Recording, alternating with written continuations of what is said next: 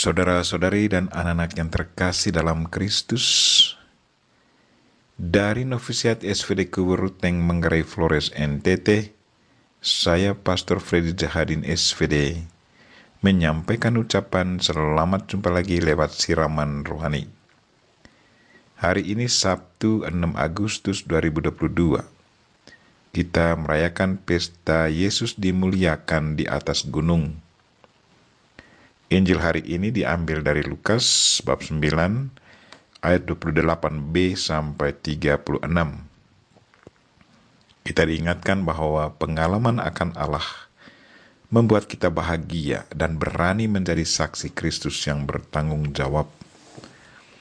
Marilah kita berdoa memohon penerangan Roh Kudus. Dalam nama Bapa dan Putra dan Roh Kudus. Amin. Tuhan dan Allah kami, puji dan syukur kami haturkan kepadamu karena Engkau memberi kami putramu terkasih. Lewat ajarannya kami bisa memahami siapakah Engkau. Kehadirannya di dunia ini sungguh meneguhkan dan menguatkan kami. Dia adalah penebus dan jalan hidup kami. Semoga pesta hari ini menyadarkan kami akan kehadirannya di tengah kami dan memampukan kami untuk menjadi saksinya yang bertanggung jawab. Tuhan, utuslah Roh Kudus-Mu, terangilah pikiran dan hati kami, agar sabda-Mu yang akan kami dengar dapat kami pahami dengan baik, dan isi pesan-Mu dapat kami hayati dan amalkan dalam hidup harian kami. Doa ini kami sampaikan dengan perantaran Kristus Tuhan kami. Amin. Tuhan sertamu dan sertamu juga. Inilah Injil Yesus Kristus menurut Lukas. Dimuliakanlah Tuhan. Sekali peristiwa Yesus membawa Petrus, Yohanes, dan Yakobus, lalu naik ke atas gunung untuk berdoa. Ketika sedang berdoa, wajah Yesus berubah, dan pakaiannya menjadi putih berkilau-kilauan. Dan tampaklah dua orang berbicara dengan dia, yaitu Musa dan Elia. Keduanya menampakkan diri dalam kemuliaan dan berbicara tentang tujuan kepergian Yesus yang akan digenapinya di Yerusalem. Sementara itu, Petrus dan teman-temannya telah tertidur, dan ketika terbangun, mereka melihat Yesus dalam kemuliaannya. Juga kedua orang yang berdiri di dekat Yesus itu. Dan ketika kedua orang itu hendak meninggalkan Yesus, Petrus berkata kepada Yesus, "Guru, betapa bahagianya kami berada di tempat ini.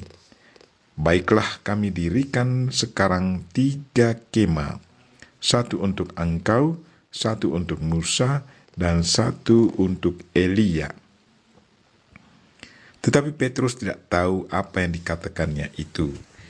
Sementara ia berkata demikian, datanglah awan menaungi mereka.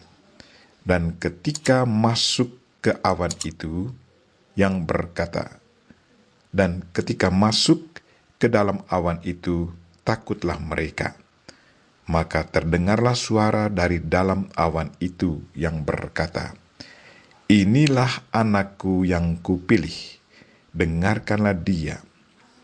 Ketika suara itu terdengar, tampaklah Yesus tinggal seorang diri. Murid-murid itu merahasiakan semua itu, dan pada masa itu mereka tidak menceritakan kepada siapapun apa yang telah mereka lihat itu. Demikianlah sabda Tuhan. Terpujilah Kristus. Saudara-saudari dan anak-anak yang terkasih dalam Kristus, tema renungan kita hari ini ialah pengalaman akan Allah membuat kita bahagia dan berani. Lewat Injil hari ini, kita mendengar pengungkapan rasa gembira dari Rasul Petrus kepada Yesus sesudah mereka alami pengalaman transfigurasi Yesus di Gunung Tabor. Kata Petrus kepada Yesus, "Guru, betapa bahagianya kami berada di tempat ini. baiklah kami dirikan 3 kemah, 1 untuk engkau, 1 untuk Musa, dan 1 untuk Elia. Petrus sungguh merasa bahagia. Ia sudah merasakan betapa bahagianya mengalami kemuliaan Tuhan. Pengalaman akan kemuliaan Tuhan inilah yang mendorong Petrus untuk tinggal terus di gunung bersama Yesus. Itulah pengalaman puncak, pengalaman akan Allah yang sungguh menggembirakan hati, sampai-sampai Petrus tidak sadarkan diri lagi bahwa ia masih berada di dunia yang penuh dengan tantangan hidup. Lewat pengalaman puncak ini, Petrus semakin mengenal siapakah Yesus sesungguhnya. Dari balik awan yang menaungi mereka terdengarlah suara, "Inilah anak yang kupilih, dengarkanlah dia." Petrus semakin memahami bahwa Yesus adalah putra Allah, anak pilihan Allah. Petrus taat kepada Yesus Kristus sampai pada titik akhir hidupnya. Ia berani mati disalibkan demi Kristus yang diimaninya. Saudara-saudari dan anak-anak yang terkasih dalam Kristus, kematian demi Kristus adalah bukti ketaatan dan cinta dari setiap pengikut Kristus. Pengalaman akan Allah membuat kita bahagia dan berani menjadi saksi Kristus yang bertanggung jawab. Pengalaman itu selalu menjadi inspirasi dan sungguh menguatkan iman. Pengalaman itu selalu mendorong seseorang untuk memberi diri seutuhnya, bahkan tubuhnya pun siap dikurbankan.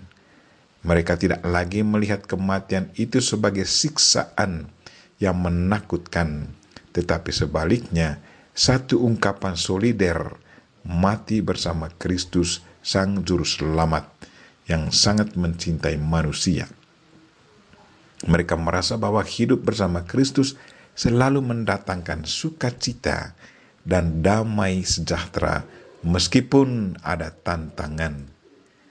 Saudara-saudari dan anak-anak yang terkasih dalam Kristus, saya yakin kita semua sudah mengalami Allah. Masih ingatkah Anda akan pengalaman kemuliaan bersama Tuhan?